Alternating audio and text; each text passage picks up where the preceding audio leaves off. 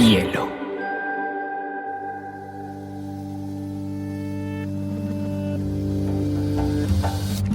Coincide con la noción de estilo tal como se define.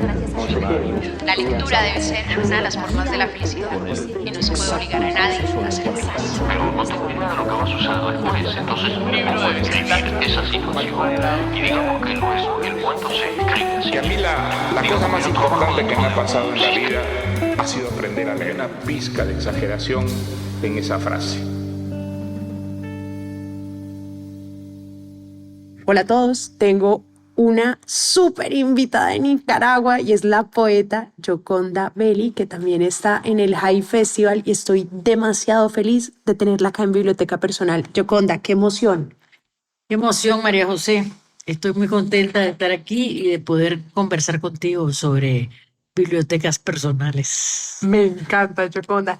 Quería que arrancáramos un poquito por tu historia con la poesía. Antes, para darles un poquito de contexto de Yoconda. Yoconda es escritora, es poeta, ha sido militante, estuvo en el Frente Sandinista, ha sido exiliada 2 veces, ha luchado políticamente por su país, es una gran defensora de los derechos humanos, es una gran feminista, es una gran narradora, una experta novelista. Y hoy vamos a hablar de varias cositas, sobre todo de sus novelas y su poesía. Y quería que nos contaras tu historia de cómo llegaste a la poesía. Yo fui un ratón de biblioteca desde chiquita. Me dio hepatitis a los 9 años y fue la mejor enfermedad de mi vida. Porque tuve que estar en cama 2 meses. Y yo tenía como 9 años y mi papá se empeñó en conseguirme todas las enciclopedias lindas para niños que había en ese tiempo. Me leí de pe a pa una que se llamaba El Tesoro de la Juventud, otra que se llamaba Lo sé todo. Entonces eso me hizo una lectora empedernida y yo leí, admiré mucho a Julio Verne, por ejemplo, a Kipling, ¿no? A Louise May Alcott, con Mujercitas, en mis años adolescentes. Y seguí escribiendo. Después yo me casé muy joven, me casé a los 18 años y seguía leyendo. Y como a los 20 años tuve como una especie de despertar, porque me sentía muy aburrida de ser... Yo trabajaba, pero mi marido era muy tradicional. Y llegué a un momento en que dije, me siento como electrodoméstico. No sé si voy a pasar como lavadora moviéndome así el resto de mi vida. Sí, yo no soy esa mujer. Entonces decidí irme, bueno, me fui a trabajar y en el trabajo conocí un montón de gente muy interesante que eran poetas, escritores, pintores. Por ahí me fui metiendo a la lucha, al Frente Sandinista, pero eran artistas. Entonces yo también me dieron cosas que leer, hablaba mucho de literatura.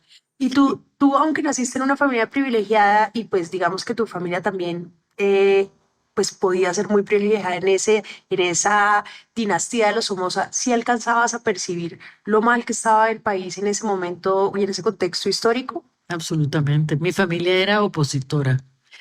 Y yo, por ejemplo, éramos vecinos de un gran periodista que se llamaba Pedro Joaquín Chamorro, que lo asesinó la dictadura somocista en 1978 y a cada rato lo llegaban a encarcelar y la esposa, que era doña Violeta Chamorro, que después fue presidenta de Nicaragua, llegaba a la casa de mis padres a tocar la puerta en la noche a decirnos, Humberto, Gloria, se llevaron a Pedro. Yo crecí con esas imágenes, un muchacho, Terroríficas. sí, terrorífica, un muchacho que yo veía jugar béisbol cerca de mi casa, lo mataron y en la puerta de su casa, y entonces la mancha de sangre, nunca se me olvida.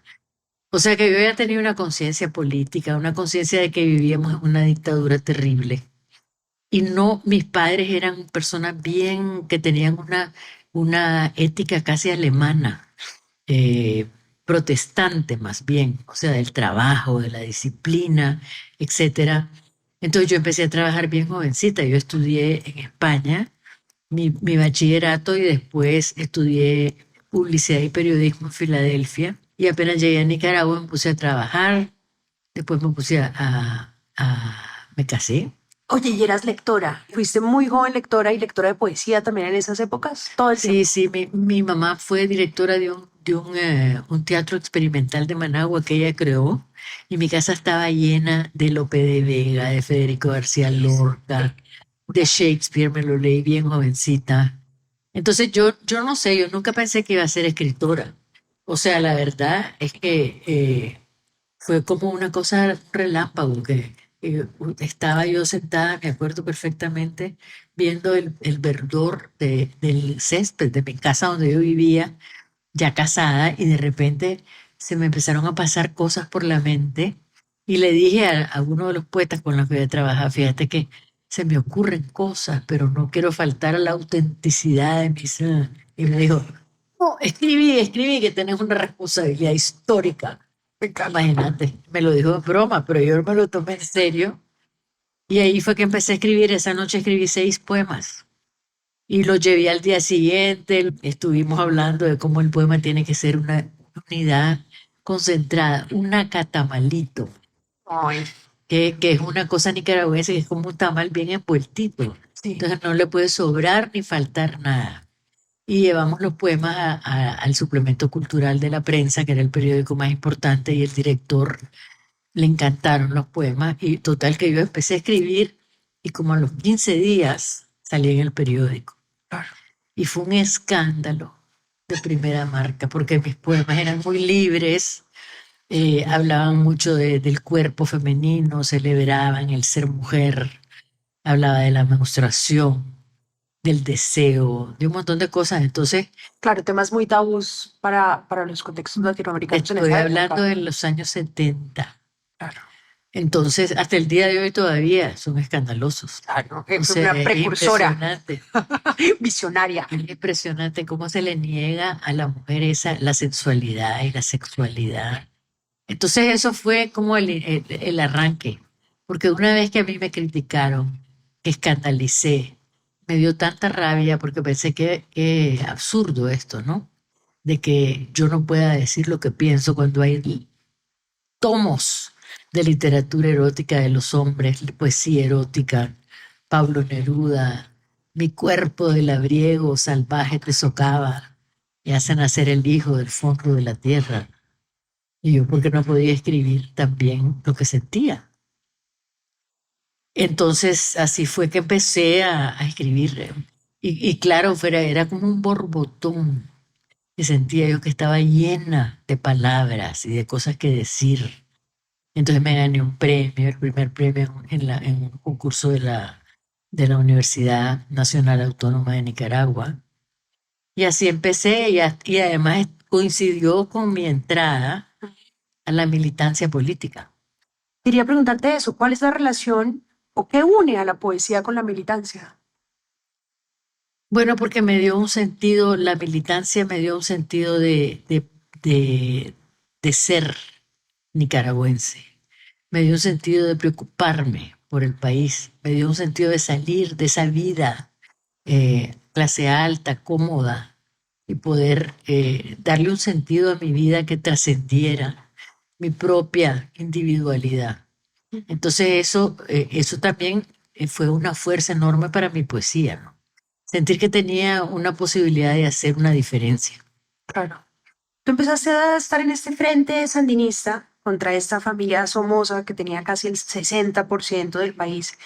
Y cuando ustedes ganan, pues logran desde la guerrilla, pues desde este frente, logran esa revolución, terminan con otro dictador, carajo. Sí. Y pues me imagino, digamos que en este libro, en este último libro tuyo narran mucho, pues la protagonista narra mucho la frustración de haber logrado un cambio desde la utopía, desde los sueños, desde cambiar un país, desde cómo los ciudadanos se toman las ganas y las armas y las palabras y logran derrocar un bandido para poner otro bandido. ¿Cómo te ayudaron las palabras también para enfrentar esa coyuntura de haber tratado de hacer algo por un país y que de todas formas genera una frustración de que hoy en día todavía tu país sigue en una dictadura y no se ha podido enfrentar esa coyuntura y cambiarla? Bueno, esta novela, El silencio lleno de murmullos, es precisamente una mirada a dos mentes, la de la madre y la de la hija.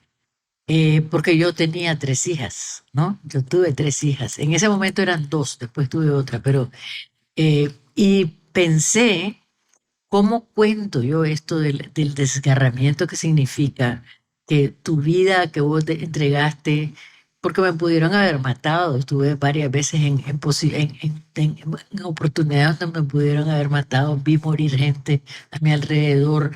Entonces, ¿cómo hago para procesar esto? Porque yo sí creo que nunca uno se debe arrepentir de hacer un esfuerzo por el bien, ¿no? Y no es mi problema que el otro se volvió dictador otra vez, o sea, es un problema de lo que sucede en nuestros países.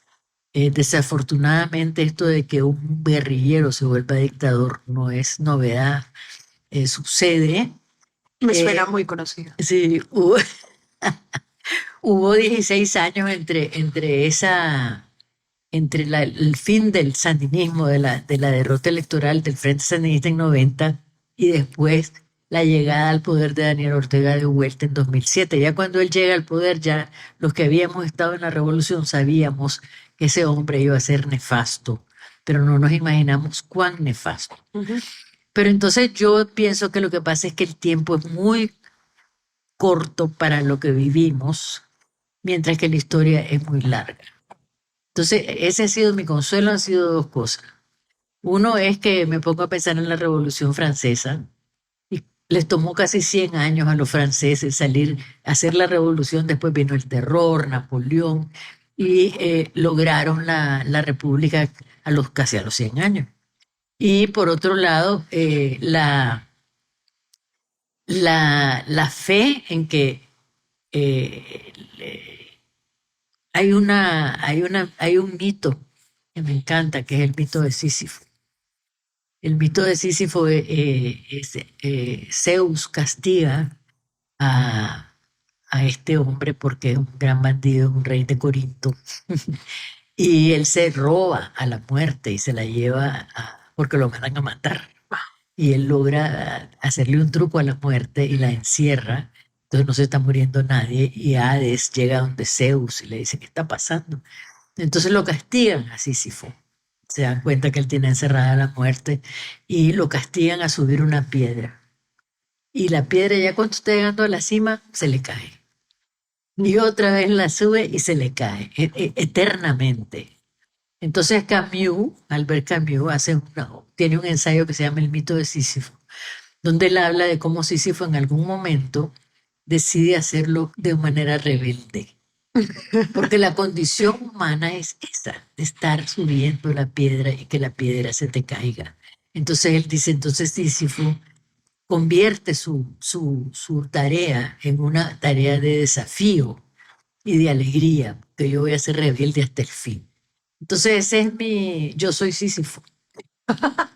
El Sísifo de Camus, me encanta. Sí. Estamos hablando de tu libro, del silencio lleno de murmullos, y claro, están estas figuras de la madre que tiene una convicción absoluta también por el tema político, por defender a su país, y abandona un poquito a su hija y se siente ese sentimiento de culpa, pero también exploras mucho esa relación entre ser mamá y ser mujer, y una mujer que tenga la libertad de ejercer los sueños y lo que quieren, que ha sido también castigado socialmente. ¿Por qué te gusta explorar este tema y cómo lo has vivido tú también en carne propia? Porque creo que es una trampa social decir que la mujer no puede no se puede realizar, no puede desarrollar su potencial y que su papel es la domesticidad y que lo único que puede hacer bien es criar a sus hijos, que más o menos era la mentalidad antes de la revolución femenina.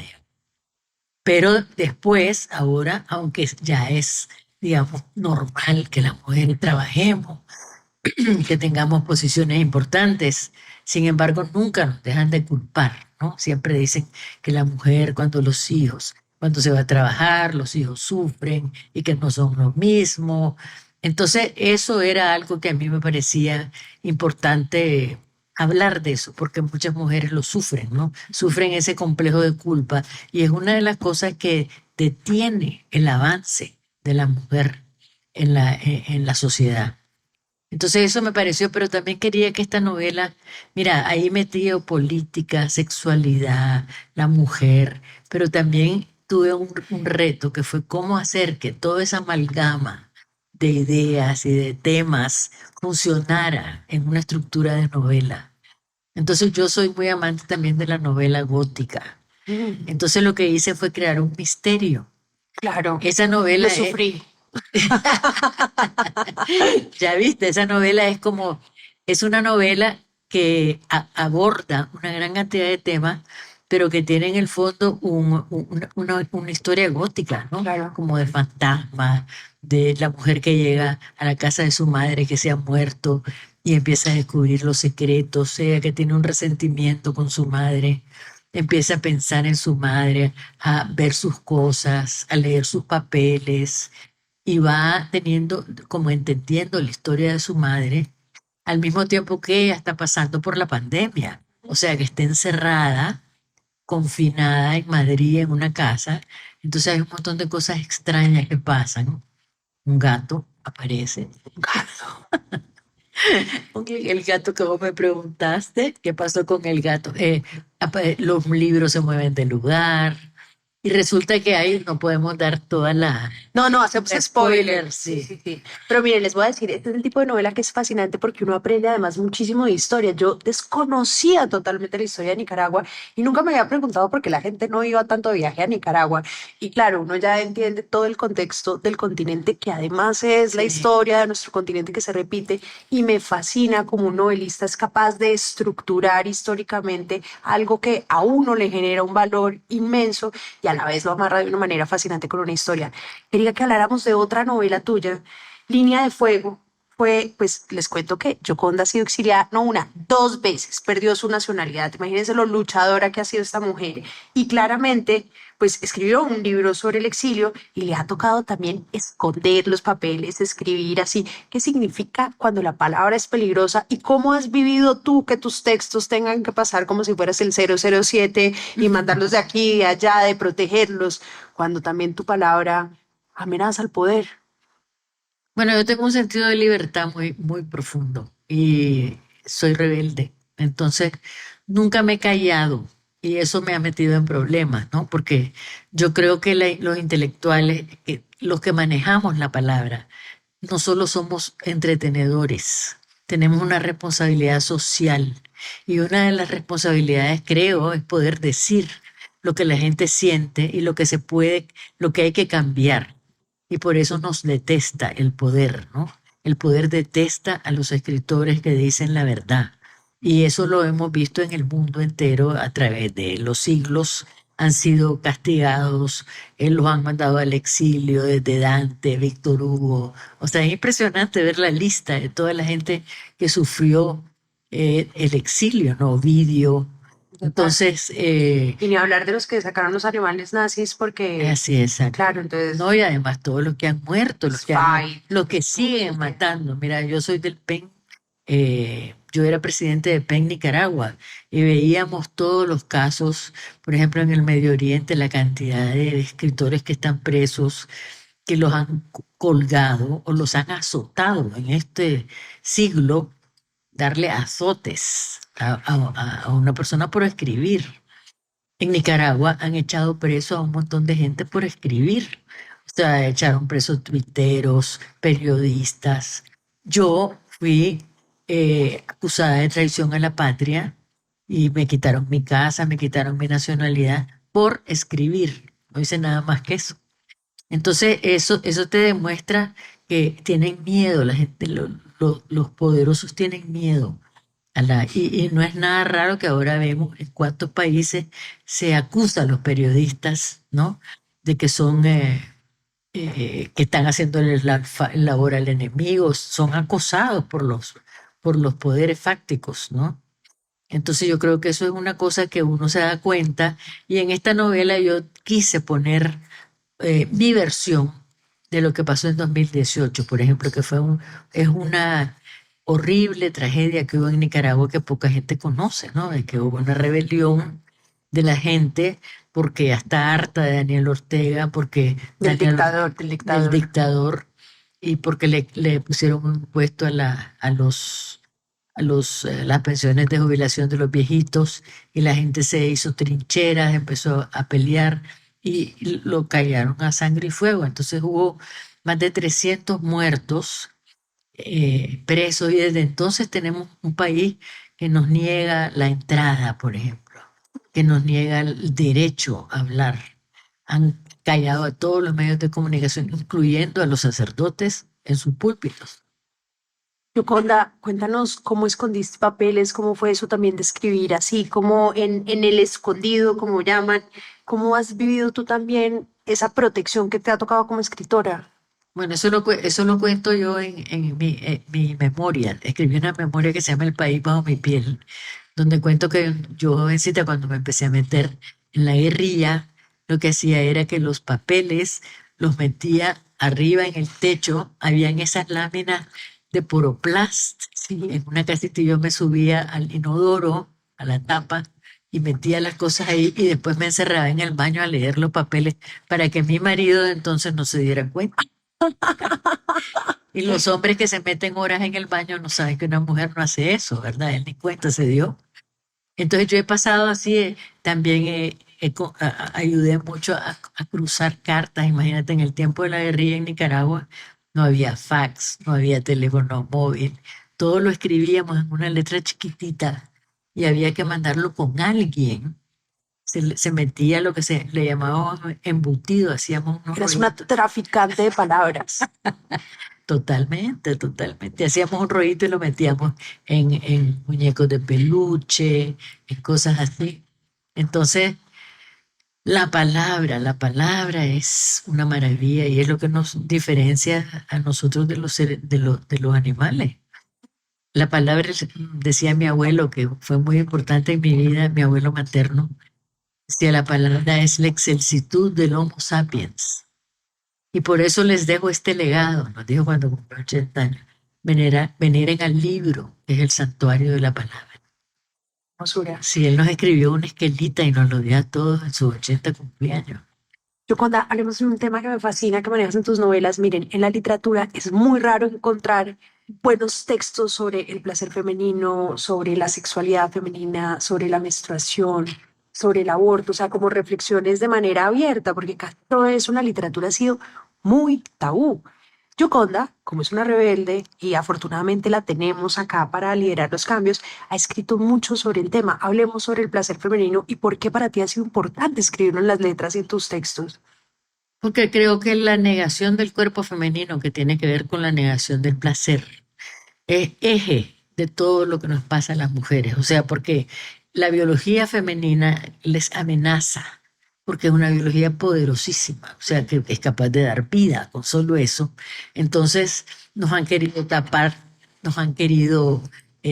tapar, ocultar, y el negar el placer sexual. O sea, si vos te pones a ver la celebración del machismo, la celebración del macho viril, mientras que la mujer, que es una mujer empoderada, goza de su cuerpo, siempre está asociada con la puta, ¿no? Con la prostituta.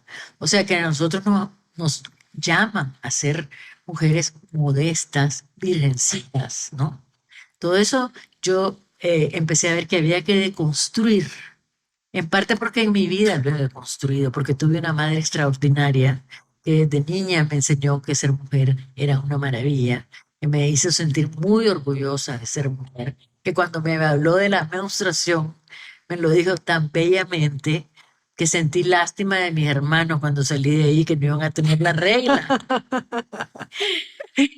Una mirada muy original. Sí, entonces en mis libros también yo he hecho a propósito la mirada de la mujer. Ese fue un gran llamado que tuve en mi literatura, porque el mundo lo han contado los hombres. La mujer entra a la literatura grande hasta el siglo XIX, ¿no? Entonces yo quería que el mundo se viera a través de los ojos de la mujer, de sacar esa vida privada a la vida pública, hablar de lo que la mujer experimenta, no de lo que se ve, sino lo que no se ve normalmente, ¿no? Entonces eso fue para mí una gran inspiración. Y por eso mis protagonistas son mujeres que tienen que luchar contra diferentes obstáculos, pero también son mujeres fuertes. Y empecé también a escribir un libro sobre Eva, que le tengo un gran cariño a esa imagen mítica, ¿Por pero qué? donde empieza, ¿Por qué? porque ahí empiezan a decirnos desde el colegio, cuando nos cuentan la historia del origen del ser humano. Eva mordió la manzana por curiosa y por mala y se la dio a Adán. Y destruyó el paraíso terrenal, o sea, nos echaron, nos mandaron a la muerte. Y para mí Eva es la sabiduría. Eva sabía que ella tenía que comer esa manzana para que entrara el conocimiento al mundo, Mm. porque si no iban a seguir siendo como ángeles, no iban a tener la experiencia de la vida. Entonces mi libro El infinito en la palma de la mano, hago una reversión completa de la historia del Génesis, ¿no? Espectacular. Sí. Bien por Eva. Tu libro más famoso es La mujer habitada y ha sido leída como una metáfora a la rebelión que llevamos en América Latina y son dos mujeres y es la comparación pues de una mujer en el proceso digamos de conquista y una mujer en los tiempos de revolución. Cuéntanos de este libro y por qué ha sido tan importante y sigue siendo vigente. Es extraordinario ese libro. Realmente, vieras que cómo me emociona que la gente me diga que le cambió la vida y cosas así, ¿no?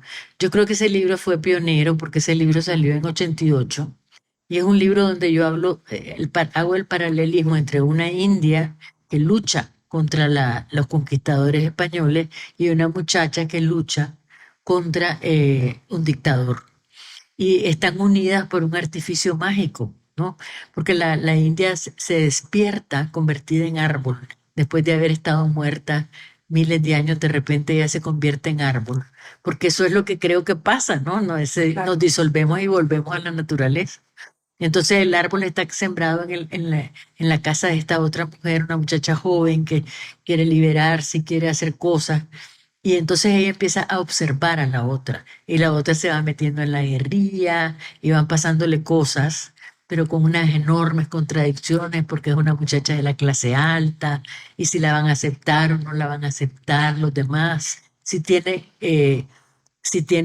la posibilidad de estar con el pueblo o no la tiene, el amor, tiene un amor grande común. Entonces hay muchas escenas de amor, de conflicto, de contradicciones, de clase, de su labor, de su papel como mujer. Y mientras tanto la India va contando su cuento, ¿no? De cómo ella también rompió con su familia para irse con el hombre que amaba a guerrear, ¿no? A guerrear contra los Es un españoles. llamado a la vocación de la Sí. mujer guerrera. Sí, entonces, y me quedó muy poético, pues los parlamentos de la India son muy poéticos, porque vieras qué increíble que fue. Yo creo que yo fui árbol en una vida anterior, Me encanta. porque describir lo que es ser un árbol me salió, casi no tenía que trabajar.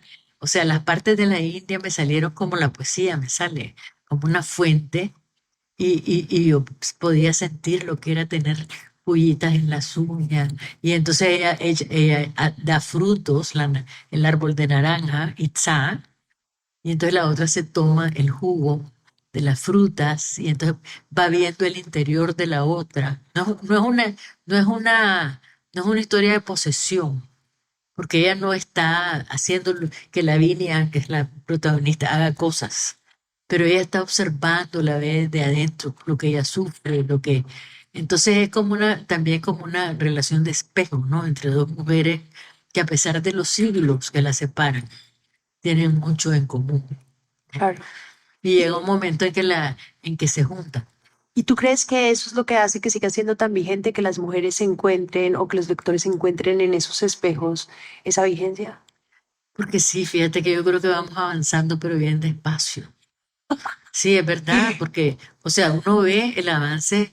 Yo creo que no hubo mayor revolución en el siglo XX que la revolución de las mujeres. O sea, el feminismo alteró cómo vivimos totalmente. Si uno ve las películas de los 50, te das cuenta de la posición sumisa de la mujer, ¿no?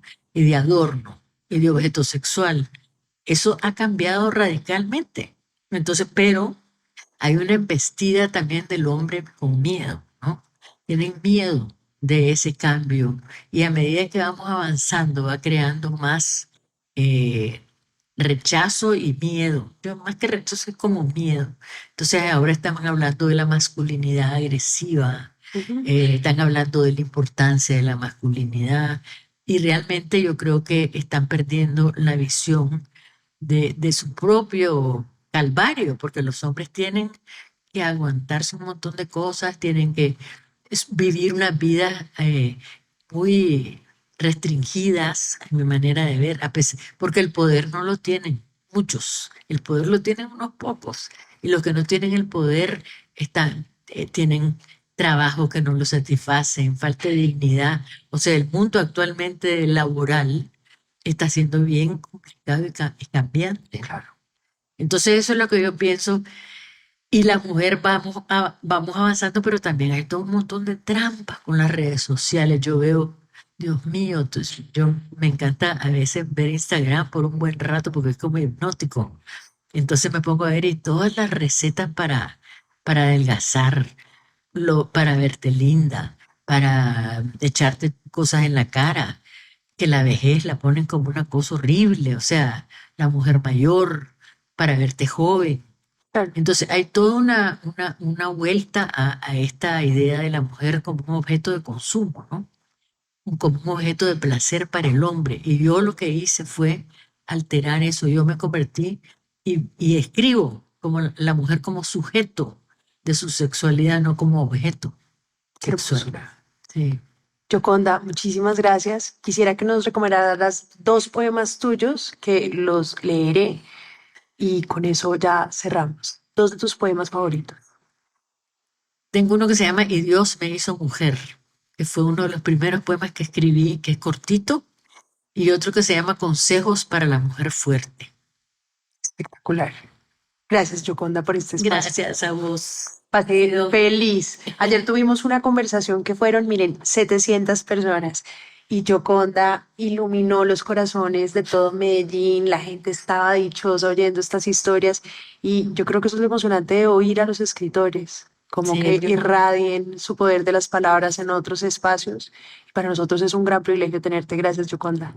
Muchísimas gracias a vos, ha sido un placer platicar y gracias por ayer también, por tus preguntas y por estar conmigo. Qué lindo. Que sea el comienzo de una gran amistad, Yoconda. Sí, espero. Muchas gracias a todos por acompañarnos en otro episodio.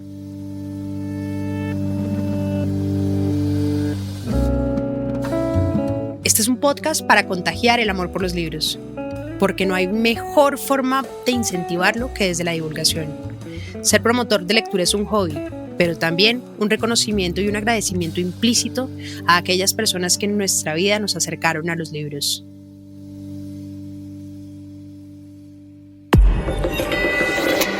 Hielo.